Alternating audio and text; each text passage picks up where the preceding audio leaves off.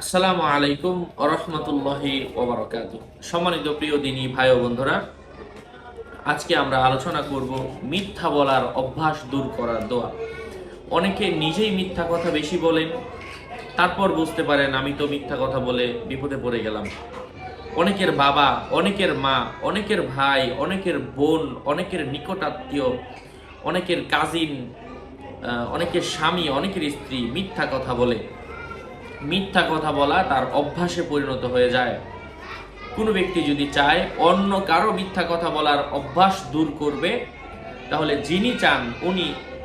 যিনি চাচ্ছেন, উদাহরণস্বরূপ আমি আপনার ভালো চাচ্ছি, আমি আপনার বাবা, অথবা আমি আপনার ভাই, সেদিক থেকে আমি ভাই হিসাবে 19 দিন আমাকে এই আমলটা করতে হবে। প্রত্যেক দিন এশার নামাজের পরে 1000 বার করে কোরআনের এই আয়াতটা পাঠ করতে হবে এবং পাঠ করার পরে আল্লাহ তাআলার নিকট হাত তুলে দোয়া করতে হবে যে ইয়া ইলাহি, হে আল্লাহ, হযরত ইসমাইল আলাইহিস সালাতু ওয়াস সালামের তোফায়েলে, মানে ওনার বরকতে আমাকে অথবা আমার ভাইকে, আমার বাবাকে, আমার স্বামীকে যার জন্য করছেন, আপনি তাকে সত্যবাদী বানায়া দেন।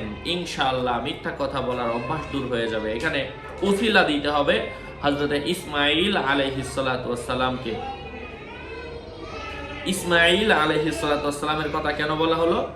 কারণ ইসমাইল আলাইহিস সালাতু ওয়াস সালাম তিনি কখনো পুরো নবী মিথ্যা বলেননি, কিন্তু তার সাথে মানে উনি চাইলে মিথ্যা বলতে পারতেন, কিন্তু বলেননি। ওনার অনেক সুযোগ ছিল। এই বিষয়ে লম্বা ঘটনা কোরআনুল কারীমের মধ্যে এসেছে, বললেও কেউ না করতো না। যাই হোক, এই জন্য ওনার তোফায়েলে ইয়া ইলাহি, হযরত ইসমাইল আলাইহিস সালাতু ওয়াস সালামের তোফায়েলে আপনি অমুককে সত্যবাদী বানায়া দেন, অথবা আপনি আমাকে সত্যবাদী বানায়া দেন। দোয়াটা হচ্ছে আউযু বিল্লাহি মিনাশ শাইতানির রাজীম ওয়াযকুর ফিল কিতাবি ইসমাঈল ইন্নাহু কানা সাদিকাল ওয়াদি ওয়া কানা রাসূলান নাবিয়্যা। আল্লাহ পাক আমল করার তৌফিক ফরমান। আরো আপডেট পেতে সাথেই থাকবেন। সকলের মঙ্গল কামনা করে এখানে শেষ করছি। দেখা হবে অন্য কোনো এপিসোডে। আসসালামু আলাইকুম ওয়া রাহমাতুল্লাহি ওয়া বারাকাতুহু।